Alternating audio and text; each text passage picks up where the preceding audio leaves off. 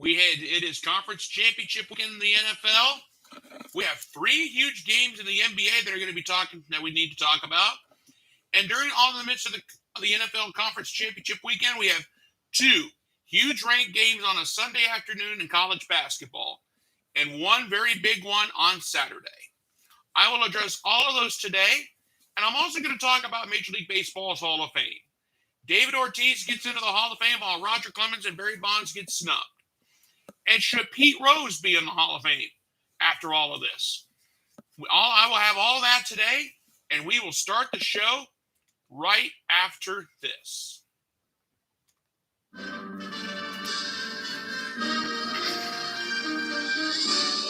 Spanning the globe to bring you the constant variety of sport, the thrill of victory, and the agony of defeat. The human drama of athletic competition. This is ABC's Wide World of Sport.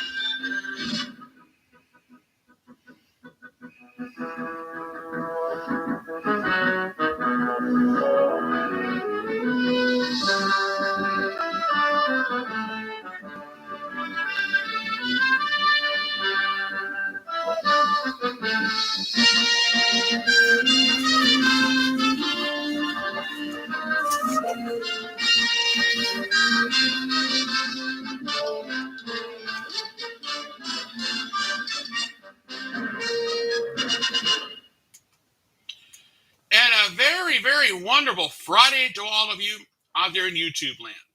It is now time for the Scott Manning YouTube Sports Weekend Kickoff Show. Like I've said today, we have a lot to talk about. And the bottom line is this. It's a huge weekend all the way around. How are we going to start the show today? Oh, let's see. Conference Championship Weekend in the NFL. It's a huge weekend. The AFC Championship game is going to feature the Cincinnati Bengals versus the Kansas City Chiefs. Let's go back to Week 17 of the regular season, the last time these two met. Now, this game was in Cincinnati. The championship game is going to be at Arrowhead, but I'm going to give you guys an idea of what went down the last time these two teams met. In Week 17, Joe Burrow was 30 of 39 for 446 yards and 4 touchdowns. He had over 450 yards passing in that game. Jamar Chase, he had 11 catches for 266 yards, and he had 3 touchdown catches. That is how big that was, how big he was in that game. That is what Joe Burrow and Jamar Chase are going to have to do if they want to beat the Chiefs at Arrowhead in the AFC Championship game. Now, Patrick Mahomes, respectable. He had 259 yards passing and 2 touchdowns on the day. Darrell Williams had 14 carries for 88 yards and 2 touchdowns. This was back in Week 17. And the Bengals defense shut the Chiefs down to 3 points in the second half. That is what the Bengals are going to have a repeat of that performance this coming here on Sunday if they want to win the AFC Championship game. And the Bengals did win that game the last time. But I'm going to tell you right now, Mahomes, Darrell Williams if Darrell Williams is a no-go, look out. And if it's the same old Chiefs defense, the Bengals may have a shot because the same old Chiefs defense is not that good. And think about this too. Last weekend, the Chiefs had a 15-round heavyweight battle against the Buffalo Bills in the division round, where they barely escaped by the hair of their chinny chin.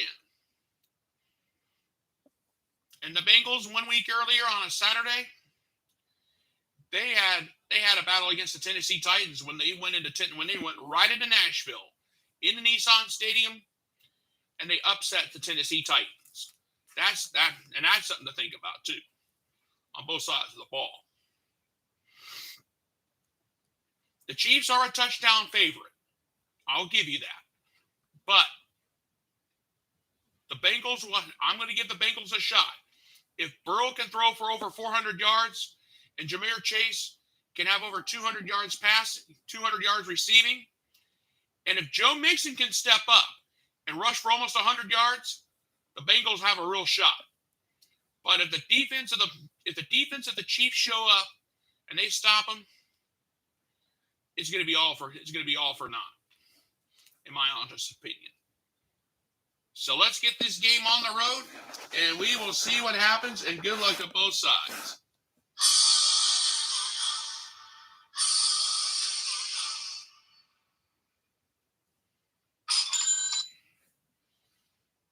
There we go. Sound machine's a little slow this morning. All right. Now, let's move on to the other one. The NFC Championship game between the San Francisco 49ers and the Los Angeles Rams. Think about the 49ers for just a second. The 49ers had to come back down 17 in the final week of the season just to get into the playoffs. They had to beat the Rams in LA, down 17 just to make the playoffs. That was a huge victory for them. And the 49ers have beaten the Rams twice this season.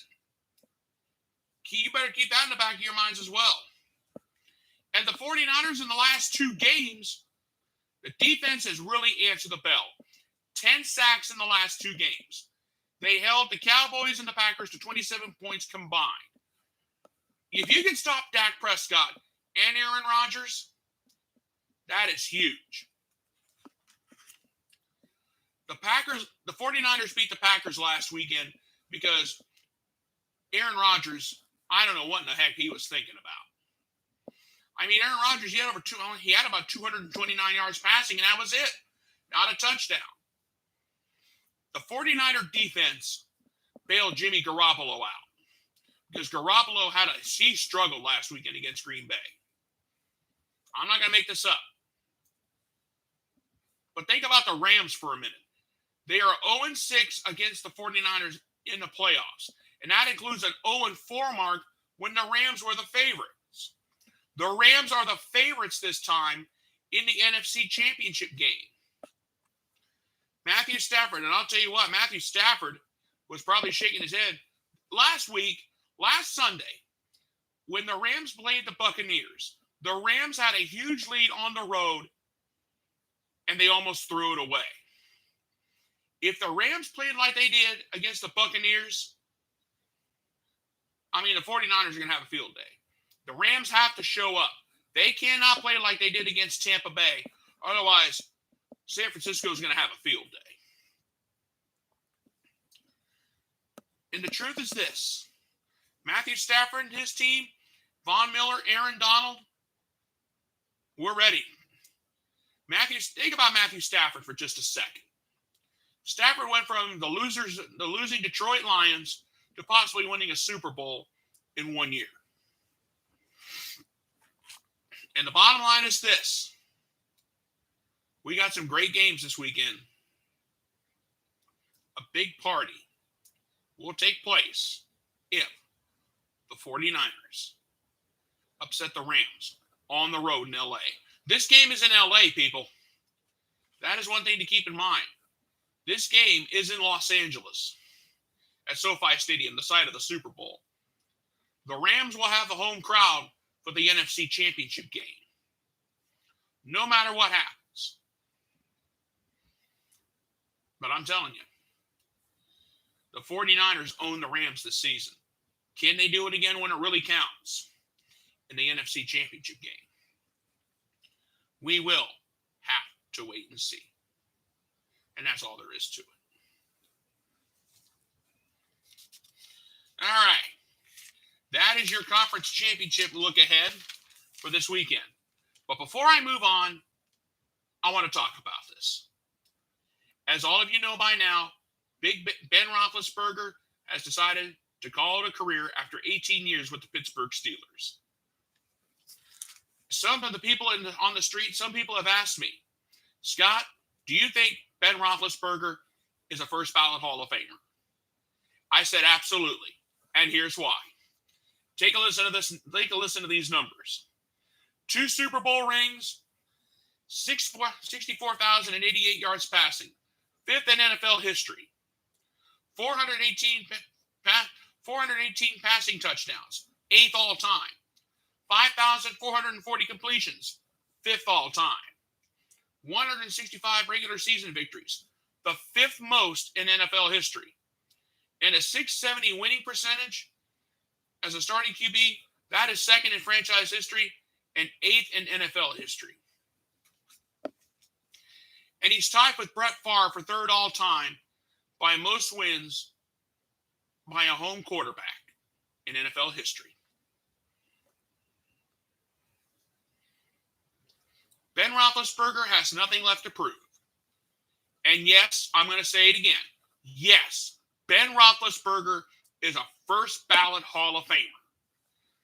I mean, I've been looking around at Northbound and the Browns, a Cleveland Browns site for the city of Cleveland. They're all happy to see him go because they hate him. Now, I'm not a Steelers fan, but I have respect for Ben Roethlisberger because he played the game with grace and dignity. Now, keep in mind, he was accused of sexual assault twice. He was never charged. I always say innocent until proven guilty in a court of law, and I still believe that today. Roethlisberger was a legend. He is a first ballot Hall of Famer, and if you have a problem with that, you may want to look at some of these numbers, look at some of the stats for his career. And that's all there is to it. Ben Roethlisberger is a first ballot Hall of Famer. I don't like the Steelers. I don't. But I had a lot of respect for Big Ben because he knew how to get it done. He got it done in the clutch, and that's all there is to it.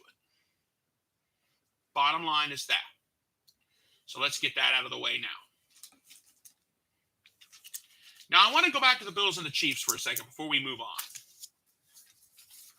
Last Sunday, the Buffalo Bills lost a heartbreaker at Arrowhead to the Kansas City Chiefs 42-36. But believe it or not, the Bills turned that heartbreaking loss into something positive. There's a group in Buffalo called the Bills Mafia. They help out local charities, and they help out Children's Hospital. The Kansas City Chiefs decided to make a very nice donation to Oshani Children's Hospital in Buffalo, New York. And Patrick Mahomes, he decided to donate. He and the Kansas City Chiefs decided to come together and make a nice donation to because they love the Bills Mafia. They love what they do. And I'll tell you what, the spirit of the NFL and the loving and the caring in the NFL is something very special. I saw this the other day, but I had to share this with you.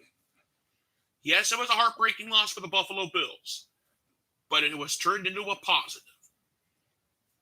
Oshani Children's Hospital in Buffalo, New York, got a real nice donation from the Kansas City Chiefs. And because the Bills Mafia, and you're thinking the Bills Mafia, a horrible group, but these are players who have hearts for charities, who have heart for children, for Children's Hospital, and the Children's Miracle Network. The Kansas City Chiefs were so impressed by that, they have decided to make donations in 13 increments, which means the final 13 seconds. The Chiefs decided to get together and they're going to make a donation. And that is something very special. I just had to share that this morning because I want to give some love to the Kansas City Chiefs for what they did for the Bills Mafia and the Children's Hospitals of Buffalo, New York.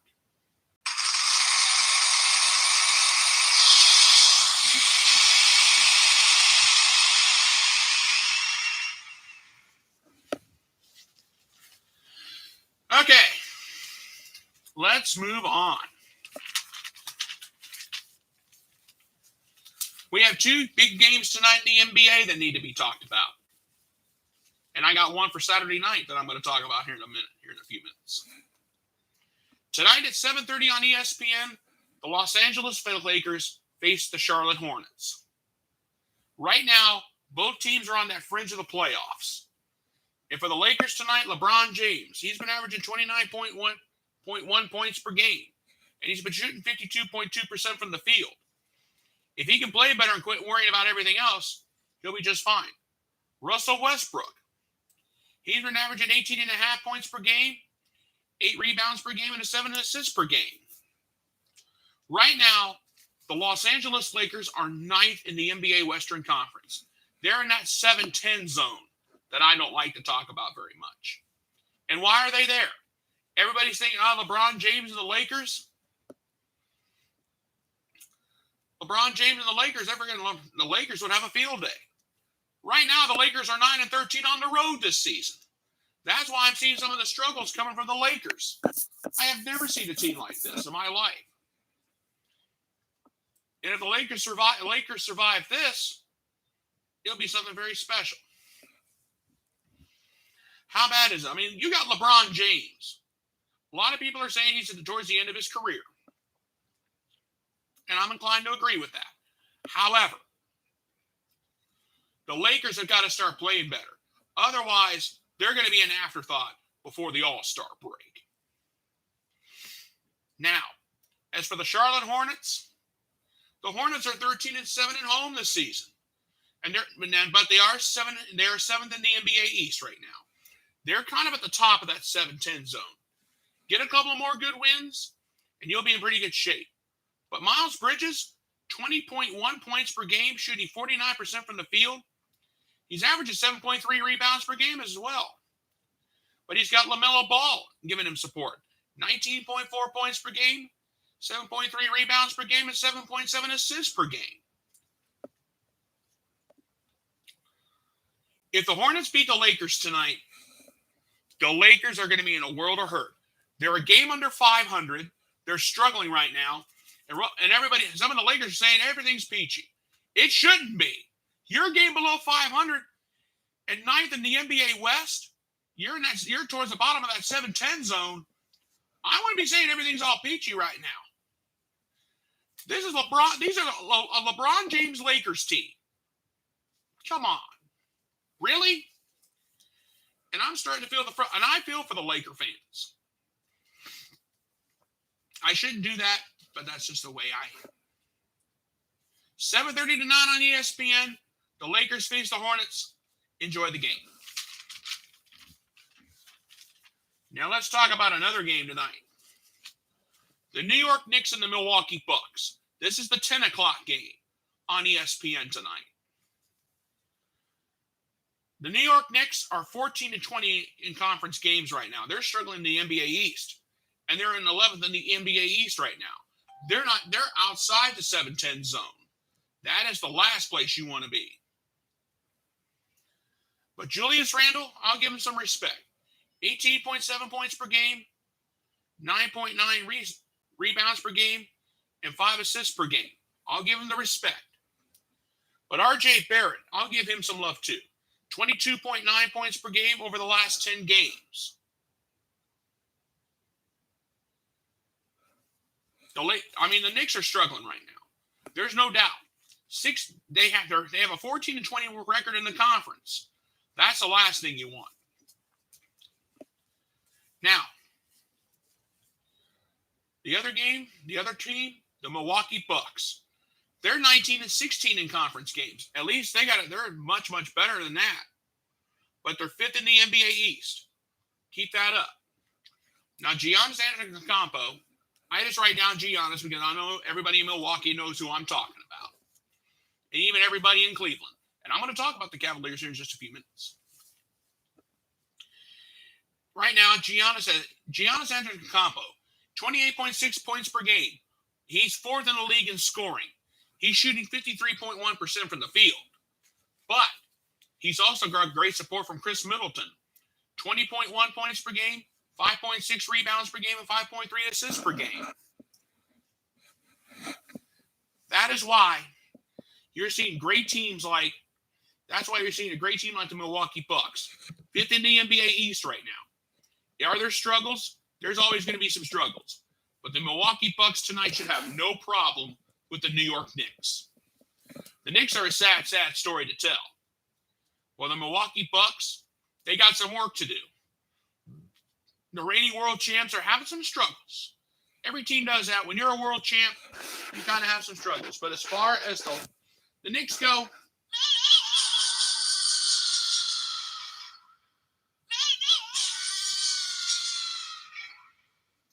you're seeing the struggles. And that goes the same for the Lakers. And the Lakers and the Knicks are both just very bad right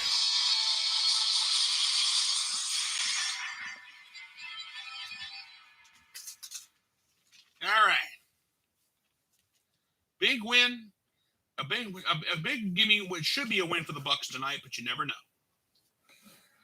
All right. Let's move on to the Saturday night main event. The Brooklyn Nets versus the Golden State Warriors. For the Brooklyn Nets, Kevin Durant, what can you say? 29.3 points per game, and he's shooting 52% from the field. But there's one huge downside. James Harden will be a no-go, and that's not good news.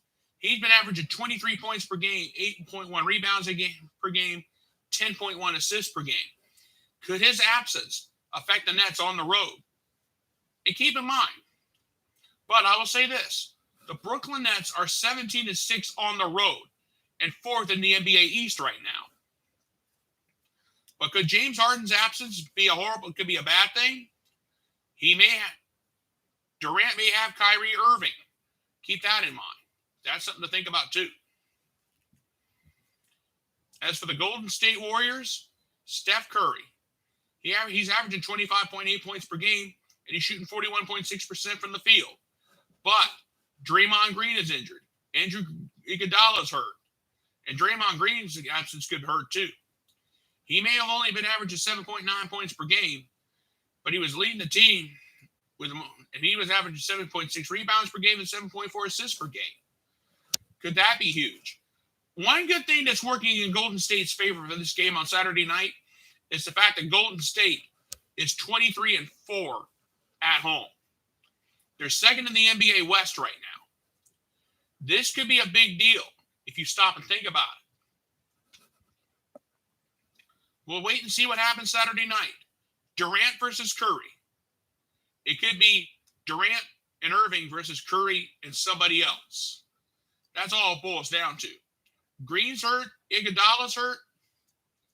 And if Steph Curry gets hurt during the game, the Golden State Warriors are in a world of hurt.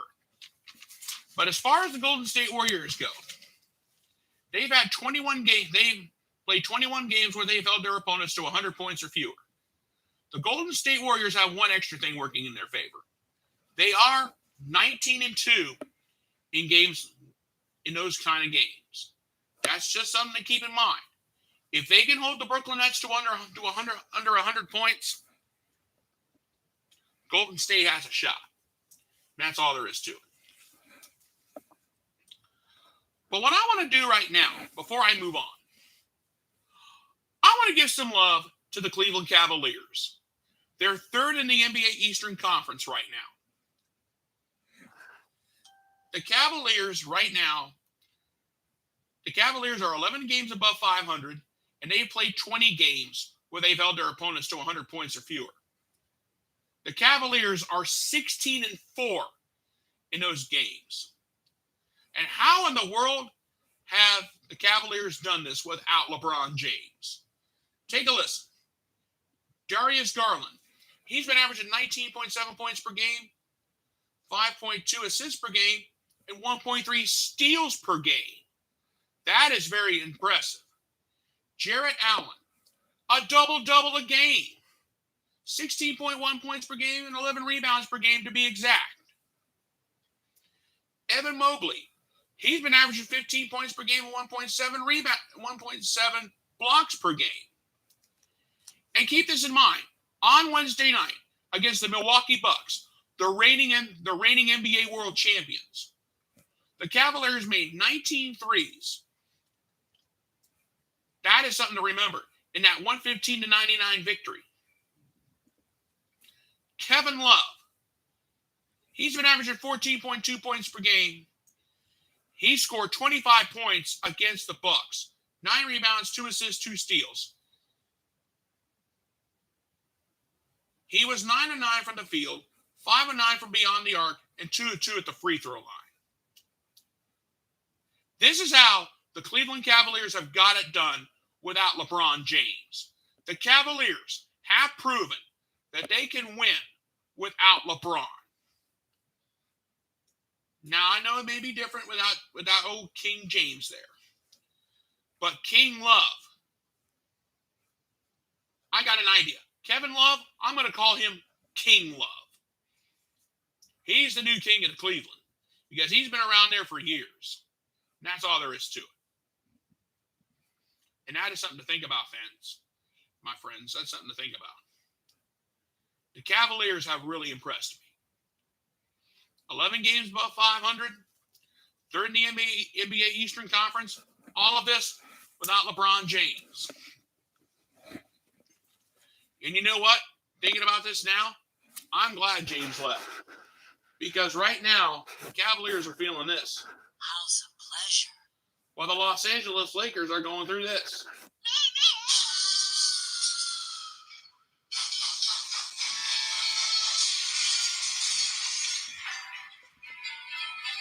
I just love playing with the sound machine. That's all there is to it. Okay. Now, we've talked about the NFL. We've talked about the NBA. Now it's time to move on to college basketball. And I'll tell you what. The Kansas Jayhawks had to play a double OT thriller against Texas Tech the other night. They have another big opponent coming into town.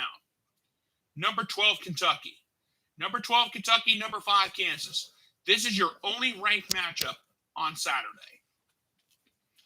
As for the Kentucky Wildcats, they are worried on how they're going to guard Ochai Ogbueje. I can't pronounce his name. I apologize. If I don't pronounce names correctly, I apologize. But it's not. Some of these names are not easy to pronounce. I'm not going to lie to you. Kentucky versus Kansas. John Calipari versus Bill Self. And this is a big weekend. For Kentucky, I've got 2 players on my watch list. Oscar Teshaviv, 16.3 points per game, 15.2 rebounds per game. He's averaging a double-double. And he's shooting 61.5% from the field. The Jayhawks are going to have to guard him like there's no tomorrow. But he's also got some support from Sahvir Wheeler. He may be averaging 11.1 points per game, but he's leading the team with 6.9 assists per game. But the Wildcats have had their struggles on the road. They're only 2-3 on the road this season. So Kentucky fans, keep that in mind. You got to go on the road to Allen Fieldhouse. That's not a fun place to play if you're an opposing player. Now, for the Kansas Jayhawks, Ochai Ogbueje. This guy is very tough. He's been averaging 21.3 points per game, and he's shooting 52% from the field. But I've also got 2 other watch players on my list. Jalen Wilson. He might be averaging only 8.9 points per game, but he leads the team in rebounds with 6.8 rebounds per game. And Dejuan Harris. Now, this guy's only averaging 5.2 points per game, but he's averaging 3.7 assists per game, and he leads his team in assists this season. Now, the Jayhawks are 10-0 at home. And yes, this is despite the fact they had to play a double OT thriller against Texas Tech the other night. That was crazy. This is your only ranked matchup on Saturday. And this is just a little guide of what to look for on Saturday afternoon. Now let's move on. We have 2 huge ranked matchups in college basketball that are going to be going on at the same time. All of this before Conference Championship Sunday in the NFL. Let's see. Number 22 Marquette faces number 17 Providence in the Big East. This is going to be a fun one. For the Marquette Golden Eagles, I have 2 players on my watch list. Justin Lewis. This guy's been super. 16.6 points per game. And he shoots 44.3% from the field. And he's averaging 8 rebounds per game. Watch out for him. The other player on my watch list for Marquette, Tyler Kolek. He may only be averaging 6.4 points per game. He's also averaging 4.1 rebounds per game and 6.4 assists per game. Right now, the Marquette Golden Eagles are 7-3 in Big East play. But this game is in Providence, and anything can happen. And old Ed Cooley, if he rips the butt out of his pants, he'll have a good reason to. Marquette's a tough team. Don't sell them short. The Big East is always tough. But Providence this time, look out. This is going to be a fun one, and here's why.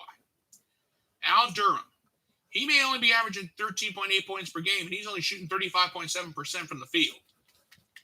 But Providence has been remarkable. But he's also got some support. Noah Hartzler, he's been averaging 9.7 points per game and 8.4 rebounds per game. He leads the team in rebounds, so look out. And Jared Bynum, he may only be averaging 9.4 points per game, but he's averaging 4.1 assists per game, and he's leading in that category. And right now, Providence is 7-1 in Big East play. The Big East is heating up, as it always does at this time of the year. This is going to be a fun one. This is an early afternoon game on Sunday. They want to get this ranked matchup out of the way before conference championship weekend. But there is one more huge ranked versus ranked matchup on Sunday. And this is going to be going on at the same time. We've gone from the Big 12 on Saturday to the Big East on Sunday. And now we're going to close the show with the Big 10 on Sunday. Number 16 Ohio State versus number 6 Purdue. This is going to be a dandy. For the Ohio State Buckeyes, and I know the Buckeye fans and Buckeye Nation are getting ready for this one. For Ohio State, E.J. Liddell, he's been averaging 19.4 points per game. He's been shooting 51.2% from the field, and he leads the team in rebounding with 7.3 rebounds per game. Ohio State, stand up and cheer. And by the way, Ohio State beat Minnesota the other night 75-64. So stand up and cheer for that. But Liddell's got some support from Jamari Wheeler. He may only be averaging 7.1 points per game, but he's also averaging 3.8 assists per game. And on top of that, he leads the team in assists. And the Buckeyes right now are 6-2 in Big Ten play. The main goal is to be in that top 4 going into March because you can get a first-round bye. Or actually, you can walk all the way into the quarterfinal for the Big Ten tournament. And that's what a lot of these teams are buying for. But anyway, that's Ohio State's watch list. I've got 3 players on my watch list for Purdue. And you might want to pay attention to these. Jaden Ivey. He's been averaging 16.7 points per game, and he's shooting 48.5% from the field. Keep that in mind. Travion Williams. He's been averaging 12.7 points per game, and he's averaging 8.4 rebounds per game. He's shooting 56.4% from the field. And Sasha Stevanovic, 12.1 points per game. Oh, my. And they've been averaging 3.6 assists per game. Those are my 3 players on my watch list for Purdue. This game is at the Mackey Arena. And if you're an opposing player in the Mackey Arena playing against Purdue, look out.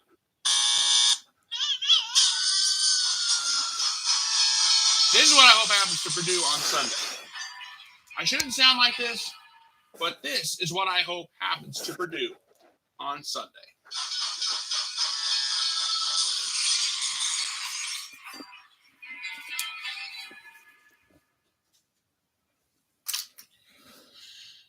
Three big games in college basketball this weekend.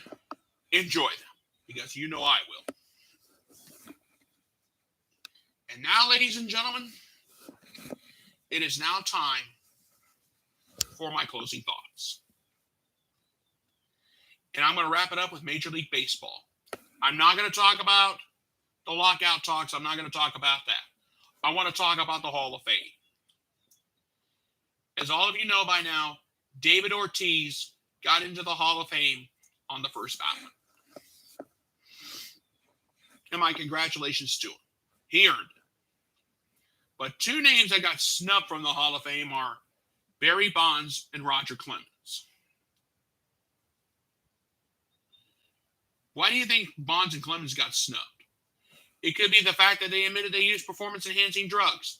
It actually came out that they've lied under oath about using PEDs.